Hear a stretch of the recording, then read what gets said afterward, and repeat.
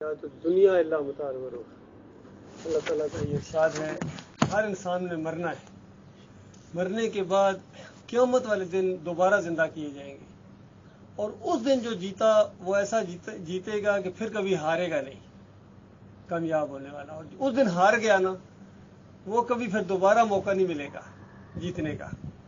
اور وہ جو فیصلہ ہونا ہے وہ ایمان کے اوپر ہونا ہے، توحید کے اوپر ہونا ہے۔ اگر آپ دنیا میں اللہ کے بندے بن کے زندگی بسر کریں گے، اللہ کے بندے، تو وہاں کامیاب ہو جائیں گے۔ اور اگر اللہ کے علاوہ کسی اور کے بندے بنے، کسی اور کی بندگی کی، تو پھر آپ وہاں ناکام ہو جائیں گے۔ جب قرآن کی وہ آیتیں اتری کہ اتخذوا احبارہم و رہبانہم اربابا من دون اللہ، کہ ان لوگوں نے، اہل کتاب نے، یہود و نصارہ نے اپنے اپنے علماء کو اللہ کے علاوہ رب بنا لیا ہے، تو وہ بڑے حیران ہوئے۔ عالم دین تھے اپنے دور کے، ان کا کہ ہم نے تو کبھی رب نہیں مانا ہے، اللہ کے علاوہ ہم نے کبھی کسی کو رب مانا ہی نہیں ہے۔ اپنے علماء ہیں، بڑے بڑے مشائخ ہیں، ان کو رب کہاں مانا ہے؟ ان کو علماء مانتے ہیں لیکن رب تو نہیں مانتے، اور اللہ کہہ رہا ہے انہوں نے رب بنا لیا ہے۔ تو نبی صلی اللہ علیہ وآلہ وسلم نے پوچھا کہ دیکھو، جب اللہ کی کتاب جو تمہارے پاس ہوتی تھی، تورات یا انجیل، تو اس میں جو مسئلہ ہوتا تھا اور اس کے مقابلے میں تمہارے علماء مسئلہ بیان کرتے تھے، تو کس کی بات مانتے تھے؟ تو انہوں نے کہا مانتے تو اپنے علماء کی تھے۔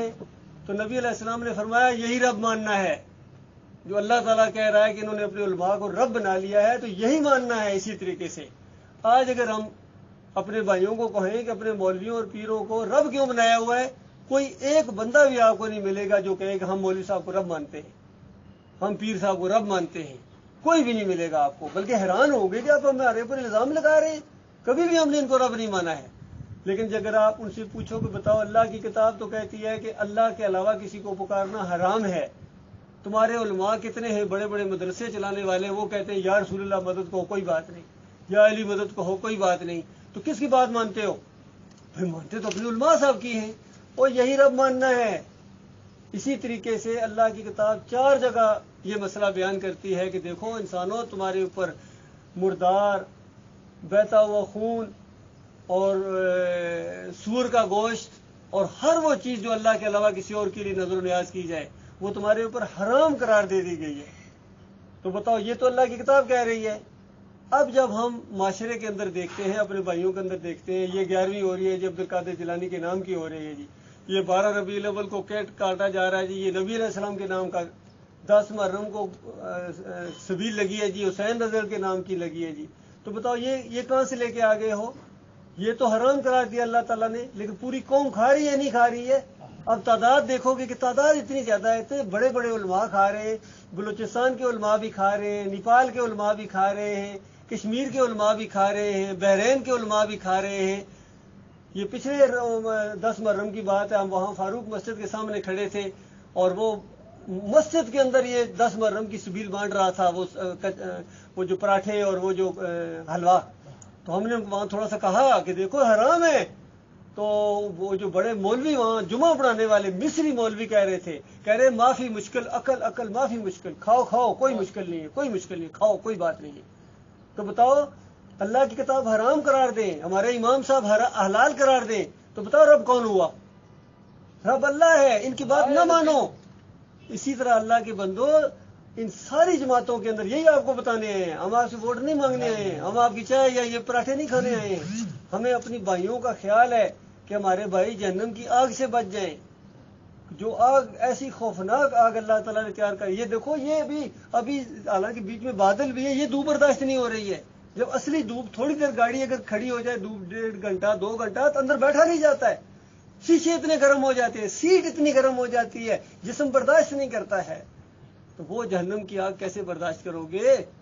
اس جہنم کی آگ اس دنیا کی بڑی آگ سے 70 گنا بڑی آگ ہے وہ آگ، جس کے اندر ایسے بڑے بڑے لوہے اگر پھینکے جائے تو فوراً پانی بن جائے، اور وہ پانی ابلا ہوا تانبا منہ میں ڈالا جائے گا، سر پر ڈالا جائے گا، اور کہا جائے گا چکھ مزے، اب تو اللہ کے علاوہ دوسروں کو پکارا کرتا تھا، دوسروں کی نظر و نیاز کھایا کرتا تھا، دوسروں کے گن گایا کرتا تھا، یہ نعرے لگایا کرتا تھا کہ تیرے کھاواں تیرے گاواں یا رسول اللہ۔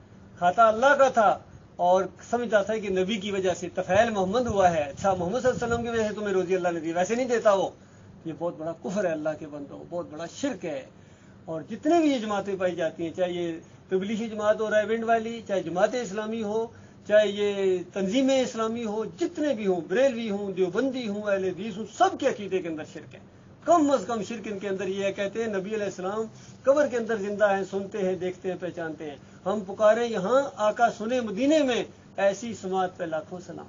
کہ ہم یہاں سے بھی پکارے تو مدینے کے اندر بیٹھے ہوئے قبر کے اندر نبی علیہ السلام سنتے ہیں۔ اور دوسرے اہل حدیث اور دیوبندی کہتے ہیں یہاں سے نہیں سنتے ہیں، قبر کے اوپر جا کے پکارو تو سنتے ہیں۔ وہاں جامی مولا، یہ تبلیغی جماعت کے اندر لکھا ہوا، کہتے ہیں جامی صاحب تھے، بڑے بزرگ تھے، اور انہوں نے ایک نعت لکھی، اور اس کے بعد نعت جا کے پڑھنے کا ارادہ رکھتے، ابھی صرف ارادہ ہی کیا تھا کہ مدینے جاؤں گا، قبر کے اوپر یہ نعت پڑھوں گا نبی علیہ السلام کی شان میں۔ تو وہ جو مدینے کا والی تھا، گورنر کی خواب میں آیا اور اس نے کہا کہ دیکھو جامی کو جو مدینے نہیں آنے دینا ہے۔ اس نے کہا کیوں؟ ان کا وہ بس روکو اس کو۔ تو اس نے، وہ گورنر تھا، اس نے کہا جامی کی ایسی تیسی، جامی نہیں جا سکتا مدینے، بس خواب میں آئے۔ پھر دوسرے دن پھر خواب میں آئے، پہلے دن خواب میں آ کے کہا نہیں جانے دینا ہے، دوسرے دن پھر خواب میں آئے گورنر صاحب یہ کہ آپ نے جامی کو روکا نہیں اور پھر چل پڑا ہے۔ اس نے کہا اچھا جامی نہیں مانتا ہے۔ تیسرے دن وہ جو گورنر تھا اس نے پکڑ کے جیل میں ڈال دیا جامی کو، تو کیوں جاتا، میں تمہیں منع کرتا ہوں مت مدینے جا، تو پھر شروع کر دیتا ہے۔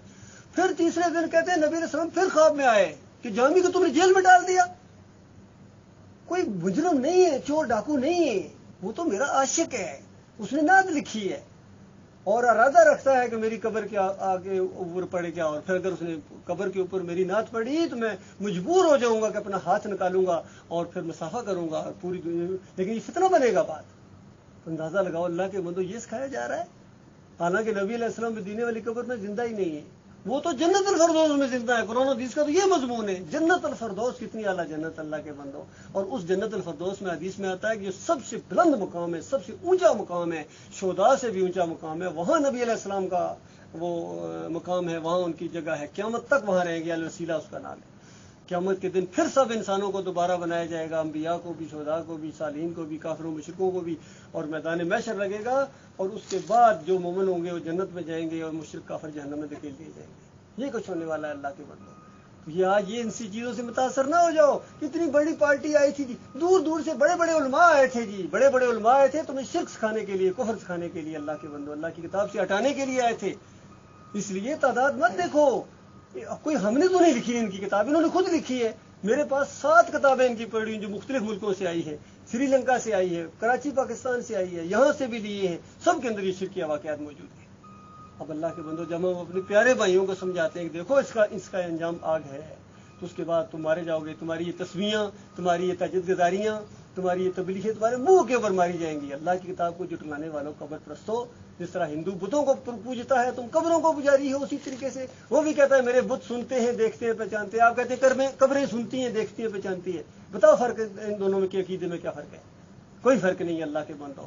مومن جو ہوتا ہے وہ اللہ کو پکارنے والا ہوتا ہے۔ سارے مسلمان، سارے انبیاء اللہ کو پکارا کرتے تھے، اللہ کے سامنے رکوع کرتے تھے، سجدے کرتے تھے۔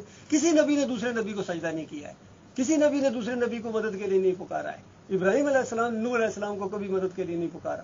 جب یہ آگ میں ڈالے جانے لگے تو کہنے لگے حسبی اللہ و نعم الوکیل، اللہ میرے لیے کافی ہے۔ اسی لیے اسی طرح ایوب علیہ السلام نے مدد کے لیے اللہ کو پکارا۔ یونس علیہ السلام نے مچھلی کے پیٹ کے اندر کس کو پکارا تھا؟ اللہ کو پکارا تھا۔ خود نبی صلی اللہ علیہ وسلم جنگ بدر میں جب رو رو کے گڑ گڑا کے کس کو مدد کے لیے پکار رہے تھے میرے بھائیوں؟ غور کرو، نہ موسیٰ علیہ السلام کو پکارا، نہ ابراہیم علیہ السلام کو پکارا، نہ داؤد علیہ السلام کو پکارا۔ وہ بڑے بڑے جنگجو گزرے تھے، حالانکہ داؤد علیہ السلام بڑے، سلمان علیہ السلام بڑے جنگجو گزرے تھے، اور یوسف علیہ السلام اور سارے ابراہیم علیہ السلام بڑے جنگجو گزرے تھے، لیکن محمد صلی اللہ علیہ وآلہ وسلم نے کسی ایک کو بھی مدد کے لیے نہیں پکارا۔ کیوں؟ یہ شرک ہے۔ یہ تو مشرکوں نے پکارا، مشرکوں نے پکارا تھا، یا ابل مدد، یا فلاں مدد۔ اللہ تعالیٰ کا آج تمہاری کوئی مدد کے لیے نہیں آئے گا، آج تمہیں مار پڑے گی، اور اس کے بعد دم دبا کے بھاگے۔ یہ ہماری ساری تاریخ ہے اللہ کے بندو۔ آج مسلمانوں کی جو درگت بنی ہوئی ہے پوری دنیا کے اندر، اور خاص کر ہمارے ملک پاکستان کے اندر، اس کی وجہ یہ ہے، حالانکہ نمازی موجود ہیں، تہجد گزار موجود ہیں، تبلیغیں کرتے ہیں، لاکھوں کی تعداد، مسجدوں میں جگہ نہیں ملتی ہے رمضان کے اندر، باہر روڈوں پر جائے نماز بٹھائی ہوتی ہے اللہ کے بندوں، بیت اللہ میں باری نہیں آتی ہے عمرہ کرنے کی، حج کرنے کی، اللہ کے بندوں۔ یہ ساری یہ قوم کرتی ہے، لیکن ساتھ ساتھ شرک بھی کرتی ہے، اور شرک اللہ کو گالی ہے۔ اللہ کو گالی دینے کے بعد اگر کوئی کہے کہ میرا عمرہ قبول ہوگا، میرا حج قبول ہوگا، میری تہجد قبول ہوگی، تو اللہ کے بندو یہ بہت بڑا دھوکہ ہوگا آپ کے ساتھ۔ یہ بات آپ کو بتانے آئے ہیں۔ بات اچھی لگے ہم بار بار آتے رہیں گے، نہیں اچھی لگے ایک دفعہ آپ کہہ دیں گے مت آیا کرو، ہم دوبارہ ادھر رخ بھی نہیں کریں گے، کیونکہ دنیا بھری پڑی ہے۔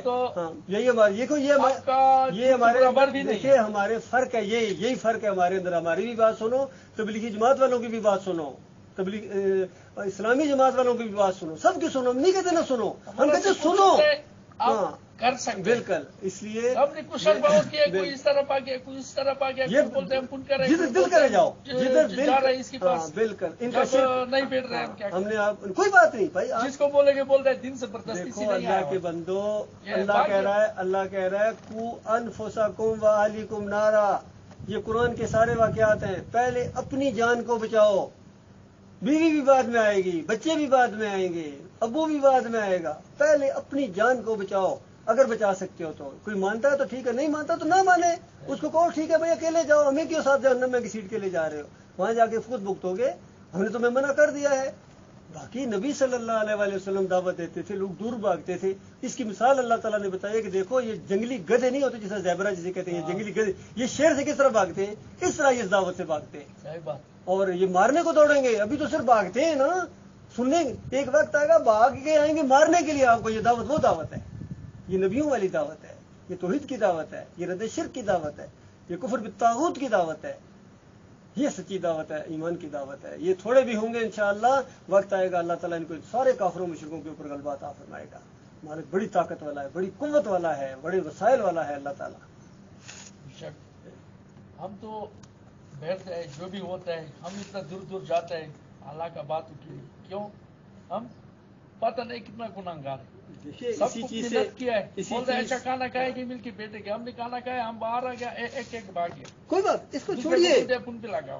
دیکھیے بھاگ نہیں گئے، اس اوپر والے نے بگایا ہے، ہمارا یہ ایمان ہے۔ وہ نہیں چاہتا ہے، کیوں؟ وہ دلوں کے اوپر دیکھتا ہے، دل میں کس کے خیر ہے اس کو لائے گا، جس کے دل کے اندر ہی ٹیڑھا وہ کیسے آئے گا، وہ نہیں آ سکتا۔ یہ کوئی نہ کہے کہ میں نہیں آیا، وہ آنے ہی نہیں دیتا ہے۔ جس کو یہ بات اچھی لگے وہ اللہ کا شکر ادا کرے، جس کو نہیں اچھی لگے وہ اپنے آپ کو کوسے۔ ٹھیک ہے، اجازت ہے جی؟ شاہی بنا نہیں پہلے